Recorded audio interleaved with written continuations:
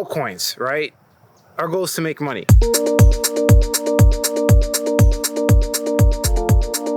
In this video, I'm gonna give you guys 3 tips on exactly how you could identify altcoins very quickly. I'm gonna show you how to shift through those coins and filter out the noise to find undervalued altcoins. Keep watching.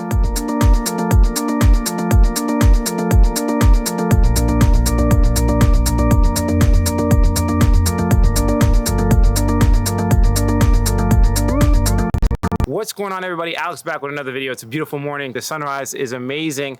And I want to dive into 3 tips today. Today, we're going to just get nitty and gritty.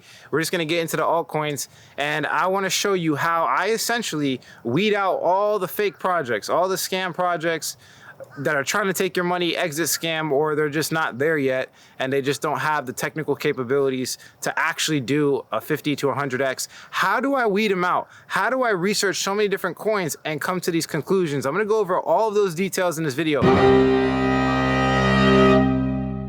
So, got my handy dandy notebook here. How to find undervalued altcoins. Now, I wanna be clear, this research process has graduated over years. It has developed, it has evolved. I've had so many different ways to research altcoins in the past. And this is an accumulation of everything I know. And also, I want to be clear, it's very simple.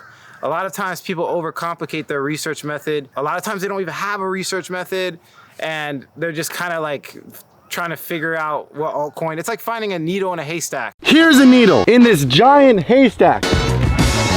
It's pretty ridiculous and almost impossible. You must have research methods.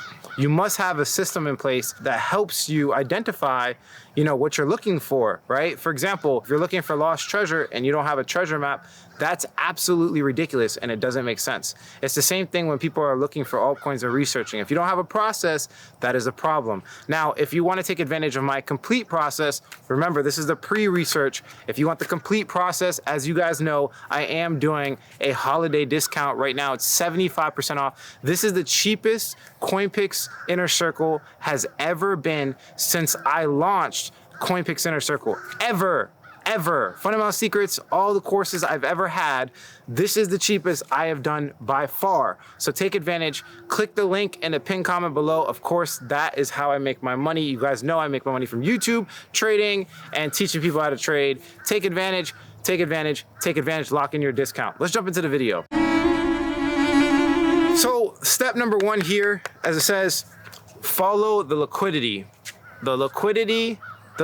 If I could sing it, I would sing it. I tell people all the time, look, man, I get it. Your project is super fast transaction speeds. I get it.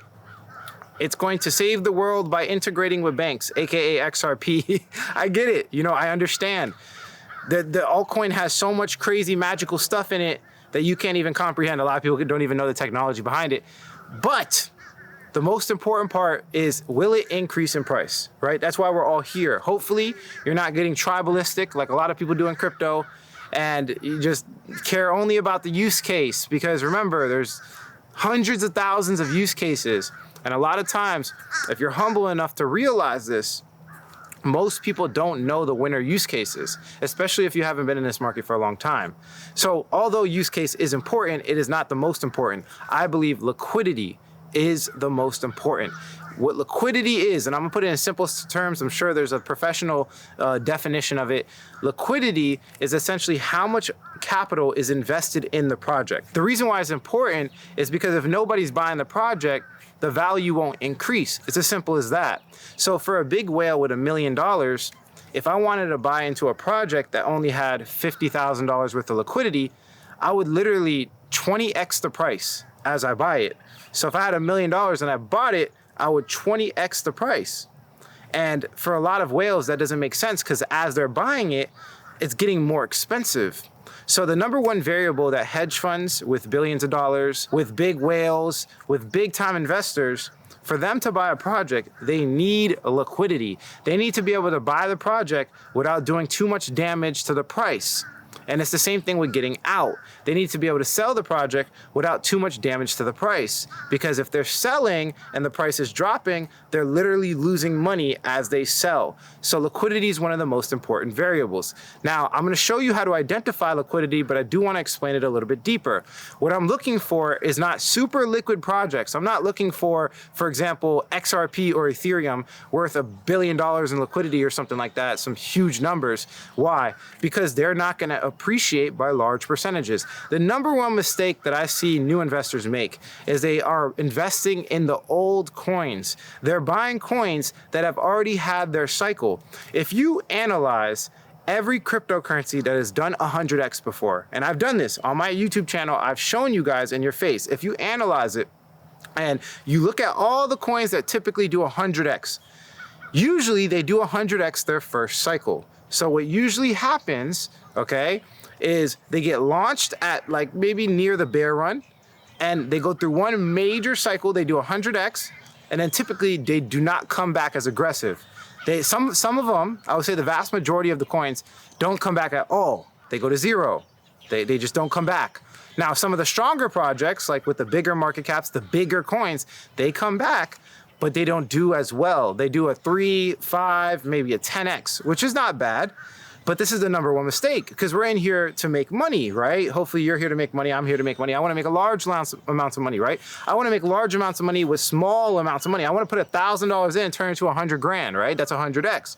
The way you do that is by finding brand new projects, brand new, talking about never experienced one bull run yet. A project that has not experienced a bull run is typically the answer, because that's where you get the 100x's. And then you sell it, and then you find the next one. That's the whole goal here. And bringing it back to liquidity, the best way you could do that is by finding a project that you know is not a scam. So it has enough liquidity, and I'm gonna show you guys in this video how to identify if it's a scam or not. But you wanna find a project that you know is not a scam because it has enough liquidity. It has enough liquidity, and I put here basically enough, I would say, it has at least above $1 million of liquidity, and I'm gonna show you exactly how to look at the liquidity and stuff like that. 1 million to 100 million, I think it's better anywhere from 30 million to 100 million. It's a little bit safer, but I have seen projects with 1 million liquidity do well, but they're typically higher risk. But what you wanna do is find projects with smaller liquidity that you know is not a scam, that have the potential to, increase to big liquidity. If I was a whale, I'm not really looking at price. I can care less. What I'm looking at is, okay, does it have a small amount? If I buy, how will it affect the price? And then, is it going to have more liquidity in the future so when I sell, it doesn't affect the price? That's what they're looking for. Because if you think about it, if you have a small amount of liquidity and then a whole bunch of liquidity comes in, the price is a byproduct of that. So they're looking for a way to identify liquidity. I'm telling you, this is the answer. Research liquidity. It's the most important variable out of any crypto projects, especially the fact that this is a brand new market and liquidity is scarce in this market. Pay attention to what I'm saying. There's going to be people that miss this. This is the biggest reason why projects increase, is because of the potential of liquidity increase, not potential of price, but the potential of liquidity increase. How do you actually identify liquidity? First things first, you have to look at the layer 1 or the layer 2 that the coin is on. So if the coin is on a layer 1 with a lot of liquidity, or if the coin is on a layer 2 with a lot of liquidity, there's a good chance that that liquidity will go into the project that you're talking about. Now, this might be a little bit advanced for new beginners, but it's very simple. A layer 1 is essentially like an operating system. It's a coin that allows other coins to be created on it as an app, right? So we have an operating system like Apple, and then there's apps that get created on the operating system, which is like an altcoin. So there's big time coins, and then there's coins that are under it, right? You wanna make sure the big time, the layer 1 or the layer 2, has liquidity to transfer to the smaller coins. This is why I look at Arbitrum, Base, Ethereum, things like that, and I stay away from the other layer 2s and the other layer 1s, because they're very much lacking liquidity. So that's the first thing. It's kind of, I call it macro liquidity. There's other ways to, analyze this, deeper ways. That's in CoinPix Inner Circle. This video will be way too long, but identify what layer 1 and layer 2 has actual liquidity on it, okay? And what is the main platform they're promoting on it? So it might be omni-chain, meaning it might be on multiple chains. But what's the main platform? Is it mainly an Arbitrum coin? Is it mainly an Ethereum coin? You could tell by looking at step 2, the DEX liquidity, the decentralized exchange liquidity. How much is in the actual automated market maker pool? How much money is in it? That's the place where you could trade coins on decentralized exchanges. There's 2 types of exchanges. There's centralized exchanges, which we're going to talk about next, and there's decentralized exchanges, which is the new technology that cryptocurrencies pioneered. It's the new wave. Like, I'm sorry, I don't use centralized exchanges anymore. It's like trying to go from, an iPhone 4 to, iPhone 14, 15. I don't even know what the newest one is. It's just like, it's night and day. The old ways are going to be dead. For the foreign exchange traders, the Forex traders, for everyone that's in traditional finance making money the old way, they're going to be forced to adopt this. Like, I have no doubt in my mind. It's just the newest technology, and there's nothing in the world that's even compares to this technology. It's the greatest financial tools in the past 500 years. Like, there's nothing that compares to decentralized finance. So you should learn it. If you don't know it, again, I have a complete system, CoinPix Inner Circle. You can Google it. You can read 10 books, do what you have to do to understand decentralized finance. One of the best parts about decentralized finance is that you could actually check the pool. You can look at the liquidity pool and see how much money is in it, right? So once you identify what layer 1 and layer 2 it's on, then you look and see, okay, where is the trading happening? You're essentially following the path of liquidity. You're following the flow of money. And then you can see that the trade is happening on a specific decentralized exchange. And then in that specific decentralized exchange, you can see how much money is invested, which is another variable of liquidity. Which brings me to step 3. You have to look and see where there's liquidity on centralized exchanges. So is it on the big exchanges? Is it on Coinbase? Is it on Binance? Is it on only small exchanges and that's it, and there's no big exchanges? What I like to look for is a sweet spot. So I want to see a coin on one big exchange. Why? Because if it's on one big exchange, they have their own research process and it's probably not a scam. But I want to see it not on other exchanges, because when it gets launched, for example, let's say it's on Binance, but it's not on Coinbase. Once it gets launched on Coinbase, they're going to inject a significant amount of liquidity and the prices are going to increase. I'm known in the history for being able to do this very well. I call coins before they get listed on big exchanges like Shiba Inu. I called it way before it got listed on Binance or Coinbase, and that's how I turned like 10 grand into 127 grand in 3 days, because I bought it before anybody else, before the liquidity was injected into it. And then when the liquidity came, that's when the price increased. So this is, I would say, 30% of how to analyze liquidity, but I gave you the most important variables. You need to follow the money. You need to follow the wave. Where is the money going? It's exactly like I said, it's liquidity.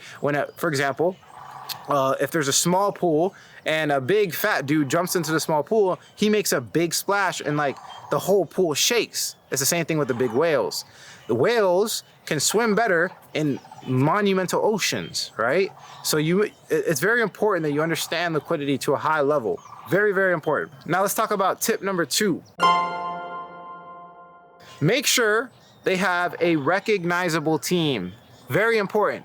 There's so many anonymous projects out there. And the reason why, I would say the main reason why they're anonymous is because they're potentially exit scamming. They will take your money and run, and there's no one to hold accountable. This is a big, big, big, big, big, big red flag. Now, don't get me wrong. There is projects that you can find that don't have a team, that are anonymous, right? That will do well. Don't get me wrong.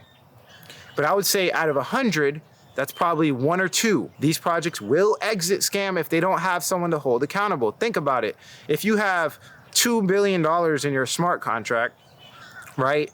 And you have the ability to take the money and no one to hold accountable, like it's just way too tempting for these people. They have no self-control. You see it all over crypto. Every single project that's anonymous typically exit scams. I don't care about how many security audits they have. I don't care about them making an excuse. Oh, well, decentralized finance, we don't know about the regulations, so we're going to make ourselves anonymous.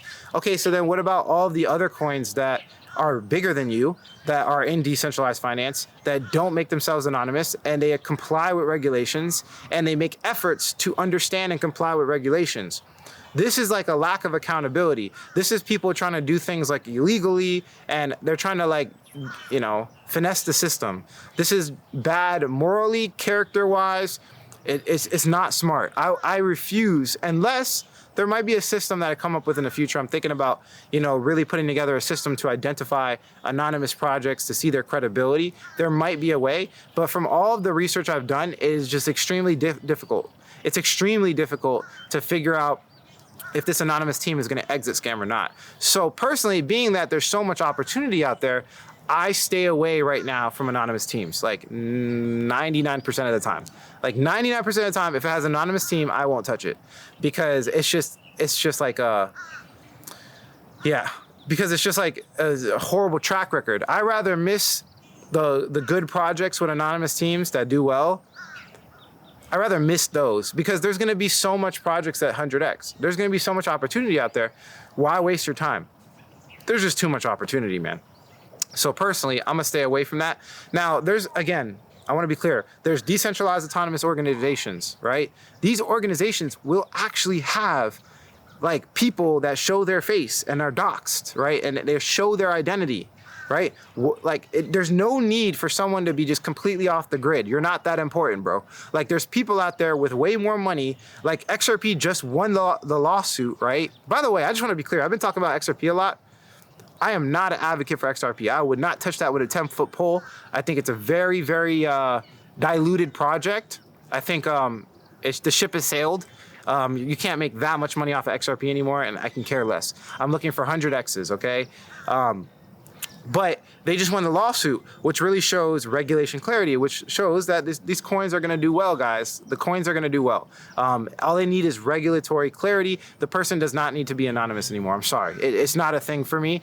And it's just like, it's like a scam. It's like the easiest way to get scammed in crypto, in my personal opinion. And then number 3, this is a little complex, but I do have to talk about it.